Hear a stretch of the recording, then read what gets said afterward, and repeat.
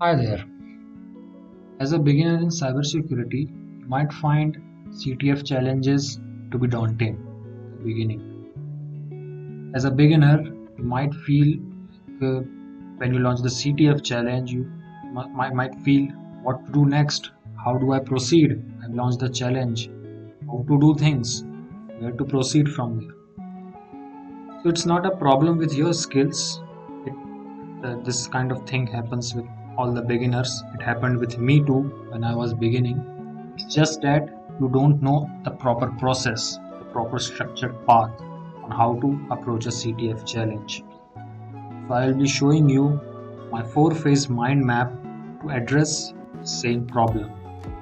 After going through this mind map, you might find solving a CTF challenge easier or easier to solve.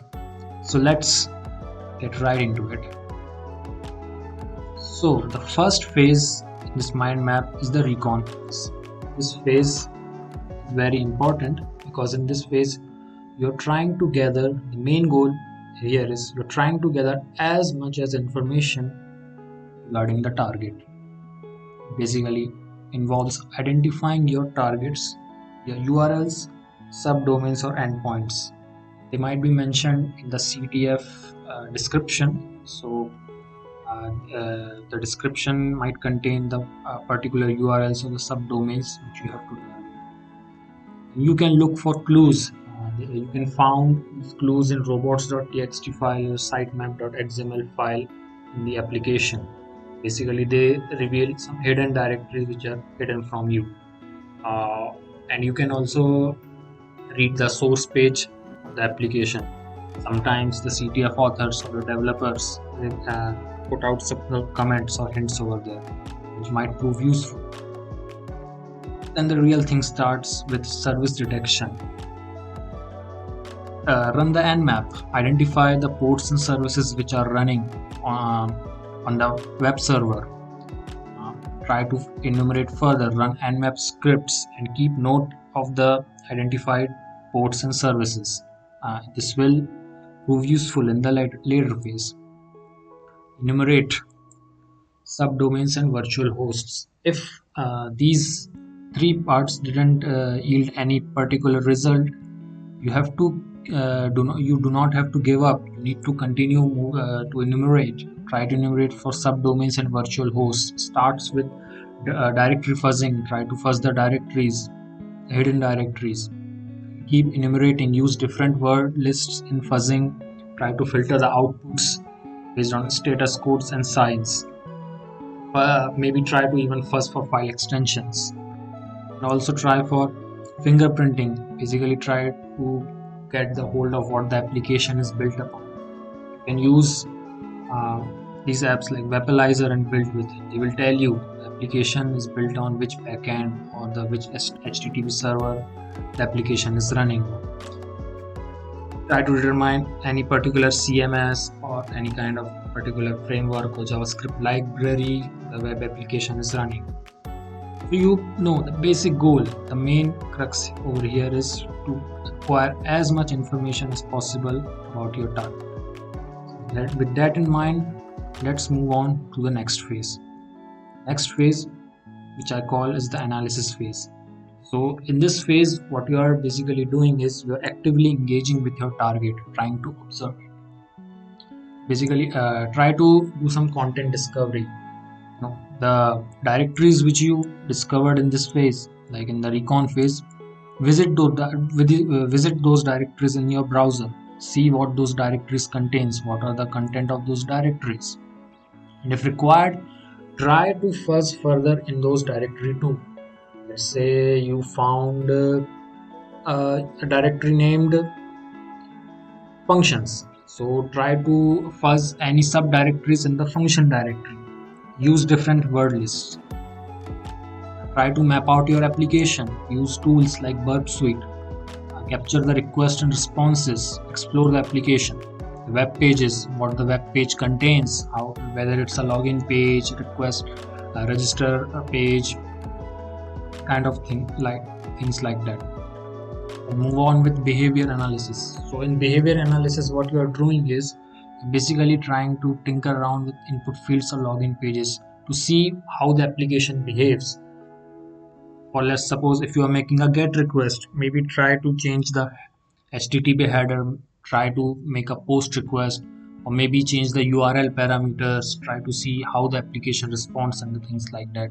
See, modify requests and observe, try to break the requests uh, to see how the application behaves, in what ways the application behaves. Try to look for errors and debug messages if there are any.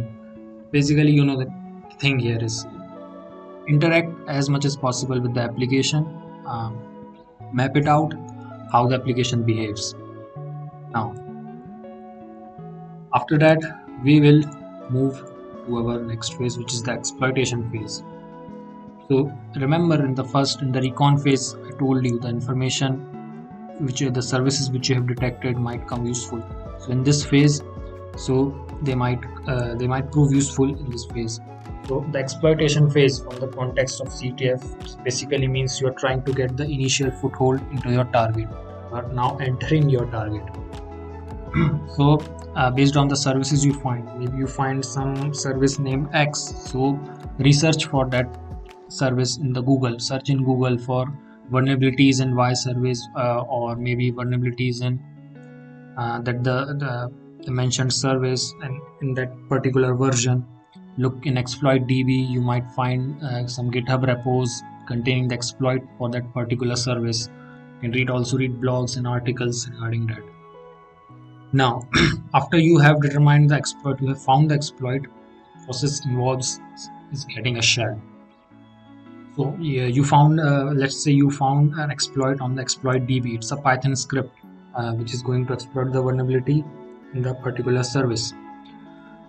So that Python script, by just executing that exploit, you might get a reverse shell, or you might have to use Metasploit, or you might get the meterpreter shell, or basically depending on the context of the CTF, you might be dealing with WordPress or any other kind of CMS, and you got access to the admin panel in the CMS, and you can try uploading manually your reverse shell.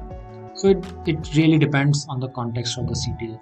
Now you can see there direct, I have written over here direct access via SSH, because in some CTFs, when you're looking for clues or some other kind of things of that, sometimes SSH credentials are directly mentioned there, or you might find them lying around there, so you can use directly those credentials and maybe get initial access to the system.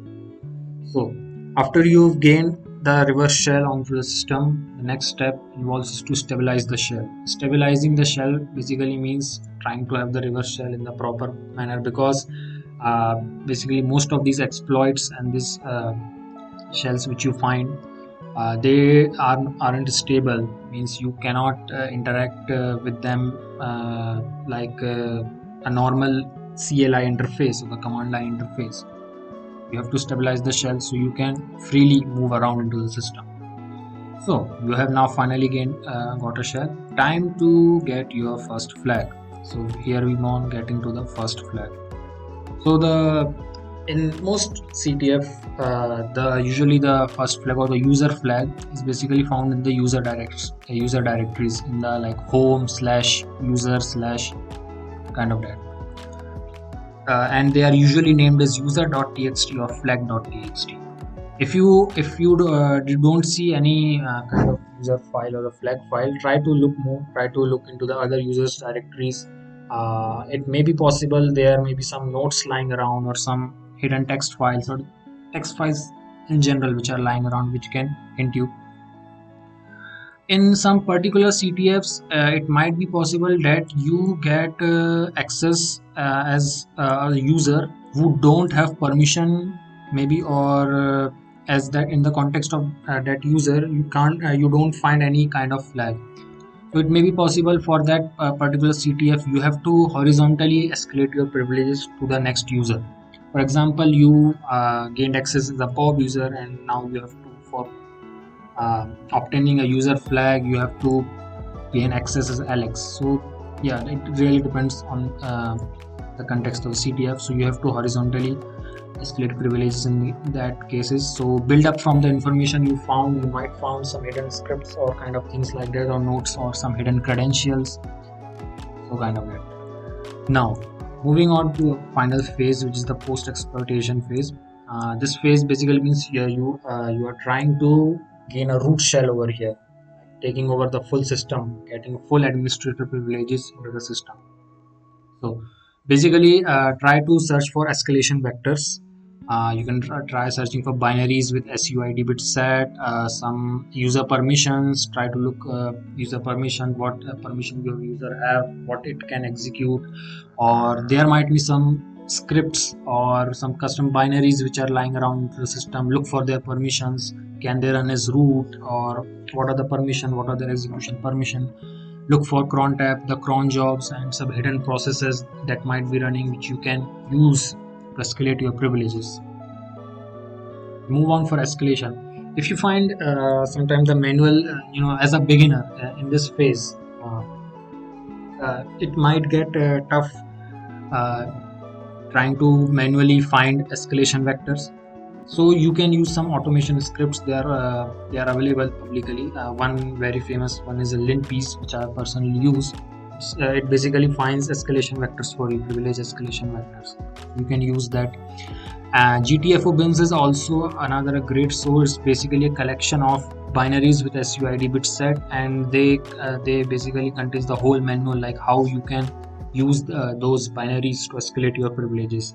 You can also use sudo-l for checking what binaries your current user can run as root, which in turn might be useful, because you can in turn try to write your own custom binaries or scripts which can help you in escalating your privileges.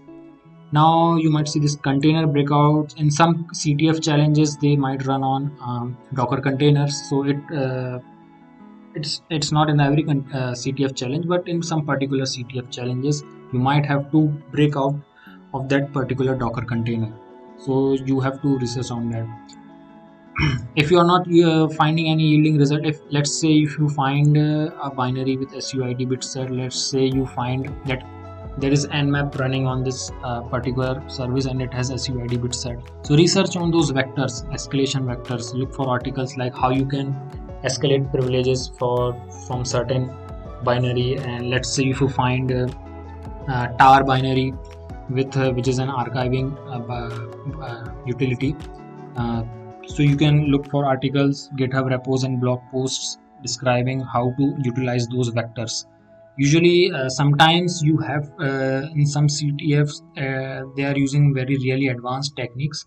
So if you find it difficult, don't get discouraged, because you are beginner. So you might find it difficult in this phase, because these are some exploit and these escalation vectors are advanced in nature. So once you have acquired root privileges or gained the root shell, you can find the root flag in root directory. In most CTF cases, the root flag is named as root.txt and it is present in the root directory. So guys, that was my mind map process for you. This entire I have explained you how do I solve challenges, and I hope this will prove useful for you whenever you try to solve your next CTF.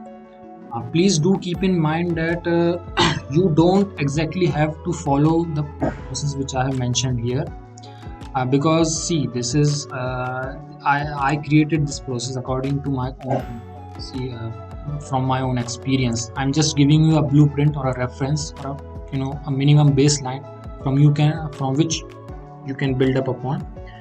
So basically try to create your own mind map, like how are you going to approach, because you see the things which I have done over here, these are somewhat also similar to the real world penetration tests which are being performed. I would be sharing the link to this mind map, so you can take help of this mind map and use it to build your own process, your own thought process. And one thing more I would like to say is, as a beginner, whenever you get stuck in any phase mentioned over here, or any step, don't hesitate to look in the write-ups. So you have to the thing is, like, if you are stuck, don't just cheat. Try to solve it on your own. Give yourself a time, maybe 1 hour. Think that, if can I solve it in 1 hour. If you aren't able to proceed further in 1 hour, then maybe try to look the write up or to the solution. But make sure you just take the hint. Don't go for taking the reading the entire write up and getting the entire solution, and from that build upon that, because this is how you are going to learn. This is the process which I personally followed. And yeah, don't worry, you won't be having all knowledge in at once.